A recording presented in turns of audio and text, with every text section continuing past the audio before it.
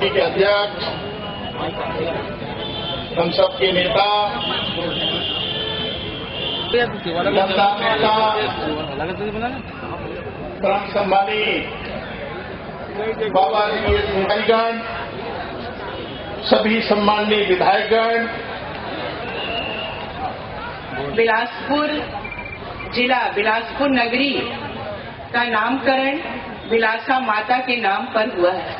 ये एकमात्र ऐसा जिला है जो एक नारी के नाम पर जाना जाता है और इसी जिले के स्वास्थ्य मंत्री के द्वारा आयोजित नसबंदी शिविर में हमारी बहनों की जो अकाल मृत्यु या मैं कहूंगी ये बलिदान हुआ है, उनको मैं श्रद्धा सुमन अर्पित करती हूँ और ये भी कहना चाहती हूँ कि जो जहरीली दवा का सेवन कर वो काल के गाल में समा गई, पर उन्होंने ये बलिदान देकर इस प्रदेश की लच्चर व्यवस्था, भ्रष्टाचार को उजागर किया और लाखों की संख्या में जो सिप्रोसिन दवाई, आइबुप्रोफेन वितरित की गई थी, चाहे अंबिकापुर हो चाहे बीजापुर है, तो उन्होंने अपना बलिदान देकर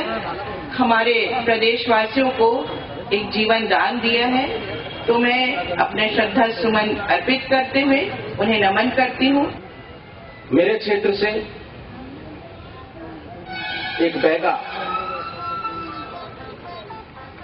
जो कि सुरक्षित जनजाति है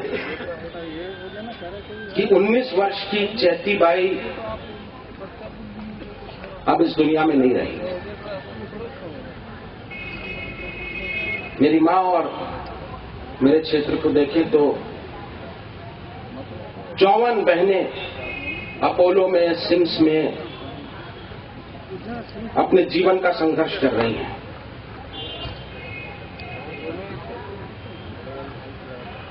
दोषी कौन है, ये हम सब जानते हैं। आज भी जो सिप्रोसिन की दवाई है जिससे लोगों की जानें जा रही है, वो आज भी मार्केट में है, बट रही हैं। कल मैंने खुद मरवाही क्षेत्र में 730 सिप्रोसिन की टैबलेट फील्ड से वापस मंगवाई। ये हो क्या रहा है? गर्भाशय कांड होता है, लोगों की आंख की रोशनी चली जाती है,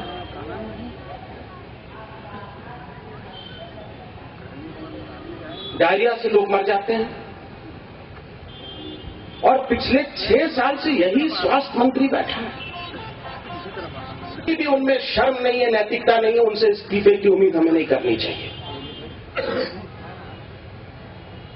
डॉक्टर जिसने ऑपरेशन किया उसकी क्या गलती है नहीं है मुझे नहीं मालूम, पर जो लोग मरे हैं वो जहरीली दवा खा के मरे हैं। ये एक बार नहीं, 3 राष्ट्रीय संस्थाओं ने प्रमाणित कर दिया है।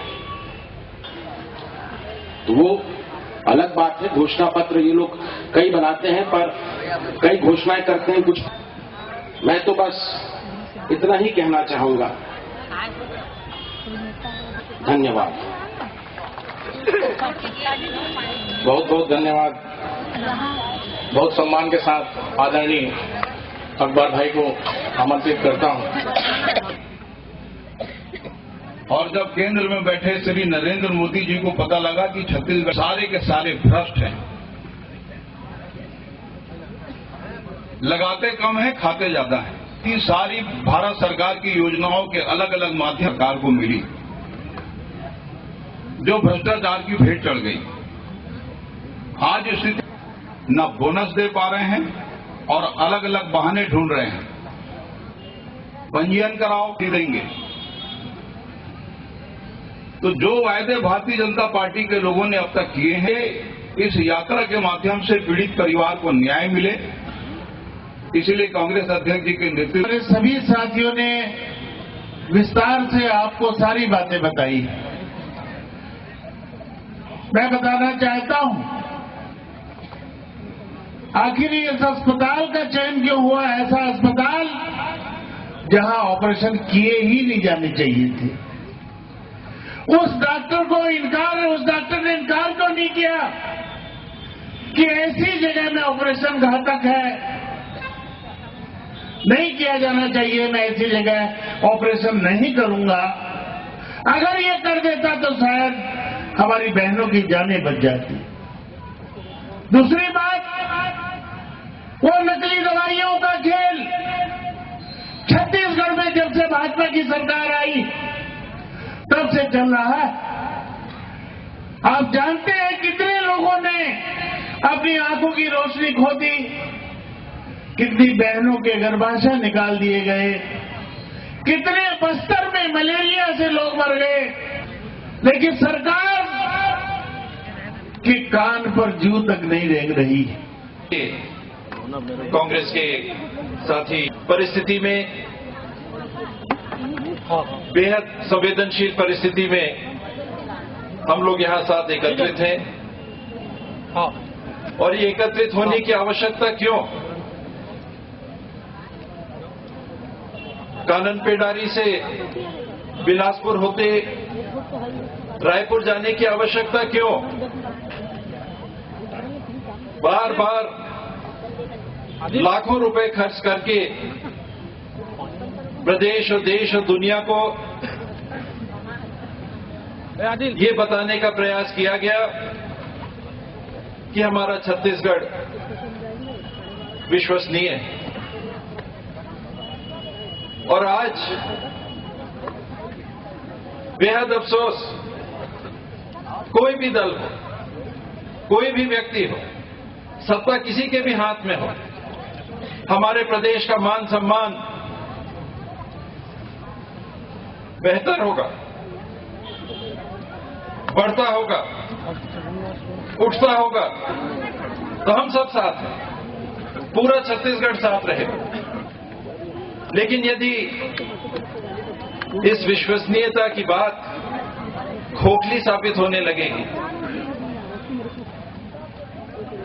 यदि बच्चों के लिए पढ़ाई की सामग्री, पुस्तकों की खरीदी, उनके लिए जूते मोजों की उपलब्धता,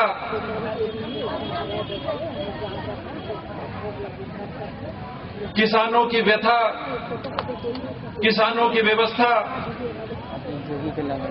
कानून और उसके संचालन की व्यवस्था,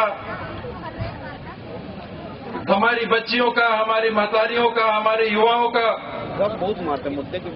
कि छत्तीसगढ़ में तीसरी बार राज्य जिन हाथों में चला गया है, वो ऐसी आंखें बंद करके बैठ गए हैं, ऐसे धृतराष्ट्र बन गए हैं कि अगर लोगों की मौत होने लगे और फिर भी सुनने वाला कोई नहीं, फिर भी आए दिन ये प्रयत्न और ये प्रयास हो रहे हैं कि लोगों को गुमराह किया जाए। कभी एक आदमी कहता है कि डॉक्टर की गलती, कभी दूसरा कहता है, और ये प्रमुख सचिव, तीसरे दिन बात आती है कि सल्फास, आज ही अखबारों में कहीं कहीं सल्फास को छाप दिया गया है। ये क्या हो रहा है? आज भी 8 तारीख के इस ऑपरेशन के बाद आए दिन प्रयास ये हो रहा है कि किसी तरीके से इस बात को और इसके कचरे को दरी के नीचे बहार के छुपा दिया जाए। आज भी कोशिश ये हो रही, तब हम सब यहां एकत्र अपनी शहीदी देनी पड़ी इस बात को उजागर करने के लिए कि छत्तीसगढ़ जिन हाथों में है, आज उन्हें कोई अधिकार नहीं रह गया कि छत्तीसगढ़ की भविष्य की देखभाल उन लोग कर सकें। विधानसभा के स्पीकर अपना पासपोर्ट नहीं रख सकते, तांडव चला है। ये लाचार पुलिस, छत्तीसगढ़ की नाकारा पुलिस सही लोगों के ऊपर एक भी एफआईआर नहीं कर पाई है। और अभी हमारे साथी अमित ने कहा कि उनको कोर्ट की शरण लेनी पड़ी, कोर्ट में जाने की जरूरत पड़ गई ताकि छत्तीसगढ़ में कार्रवाई हो। कांग्रेस अध्यक्षा और उपाध्यक्ष श्री राहुल जी की तरफ से आज आपके इस कार्यक्रम में हम उपस्थित हैं। उनके निर्देश के अनुसार हम यहाँ पे आए हैं। हम कांग्रेस पार्टी की तरफ से पहले उन माताओं की अमर आत्मा को श्रद्धांजलि देते हुए आज दो सवाल उठाना चाहते हैं। सवाल आज क्या है कि एक सरकार यहां पे है जिसका तीसरी बार चल रहा है, और आज हुआ क्या है? सरकार से जनता क्या उम्मीद करती है, गरीब क्या उम्मीद करता है? गरीब की छोटे छोटे काम में सरकार आए, चाहे पेयजल का सवाल हो,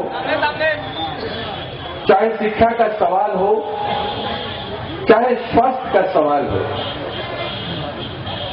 क्या 3 बार आने के बाद ये सरकार अपनी छोटी सी जिम्मेदारी, ये नसबंदी कार्यक्रम किसका है? ये नसबंदी कार्यक्रम एक राष्ट्रीय कार्यक्रम, और इस कार्यक्रम को इतना जत्नवान तरीके से चलाना चाहिए। क्या उतना जत्नवान रमन का सरकार, छत्तीसगढ़ का भाजपा का सरकार इतना जत्नवान है? ये सवाल उठता है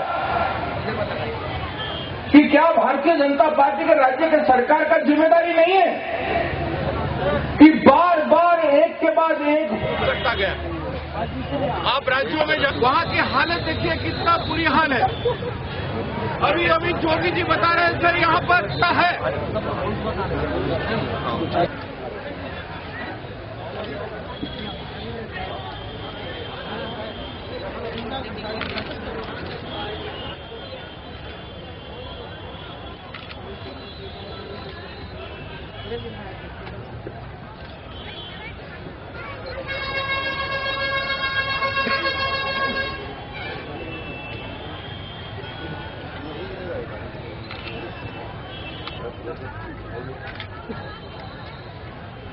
ओम गैर जिम्मेदार है। शिविर के स्थान तय नहीं कर पाई, दवाइयों को जला दिए गए। 8 तारीख को यहाँ ऑपरेशन करने के बाद 9 तारीख को खबरें आनी शुरू हो गई। उसके बाद 10 तारीख को गौरेला में वो ऑपरेशन करते हैं। नकली नहीं बल्कि जहरीली दवाइयां देते हैं। दवाई कंपनी वालों को बचाने का प्रयास किया जा रहा है, अधिकारियों को बचाने का प्रयास किया जा रहा है। और तो और जो मीना खलको कांड में जो जांच 3.5 साल से जो नहीं कर पाई, उसी को फिर से जिम्मेदारी दी गई है।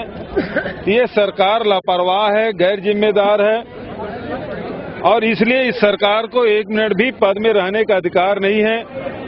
जितने हम मौतें हुई हमारे बहनों की, जितने लोग अभी भी जीवन से संघर्ष कर रहे हैं, उनको न्याय तभी मिलेगा जब ये सरकार पद से, खासकर स्वास्थ्य मंत्री और मुख्यमंत्री पद से हटेंगे और इसमें हाई कोर्ट या सुप्रीम कोर्ट के किसी जज से जांच हो, और साथ ही मृतक परिवार को 10 लाख मुआवजा और साथ ही एक व्यक्ति को शासकीय नौकरी मिले। और इस तब तक के हमारी लड़ाई जारी रहेगी। आज पेंडारी में मृतकों को श्रद्धांजलि देकर ये यात्रा प्रारंभ किए। हमारे राष्ट्रीय सचिव आदरणीय भक्तचरण दास जी उपस्थित हैं, हमारे राहुल जी यहाँ आए, बीके हरिप्रसाद जी आए, महिला कांग्रेस के अध्यक्ष आई, लेकिन भारतीय जनता पार्टी के एक भी नेता, जो नड्डा जब प्रभारी थे तो पूरे प्रदेश का दौरा करते थे, जब स्वास्थ्य मंत्री बने तो यहाँ आए नहीं। यह कार्यक्रम राष्ट्रीय कार्यक्रम है। प्रधानमंत्री जी डाल्टनगंज में भाषण देने जा सकते हैं, लेकिन पेंडारी में, बिलासपुर में मृतकों के आंसू पोंछने के लिए जो अभी जीवन से संघर्ष कर रही हमारी बहनें, उसके हाल चाल जानने के लिए उनके पास समय नहीं है। ये गैर जिम्मेदार सरकार है, चाहे केंद्र को हो चाहे राज्य को हो। पदयात्रा से कितना फर्क पड़ेगा, क्या लगता है? हमारा उद्देश्य मृतक परिवारों को न्याय दिलाना और अपराधियों और दोषियों को सजा दिलाना है और इसलिए पदयात्रा के माध्यम से जन जागरण कर रहे हैं। जब तक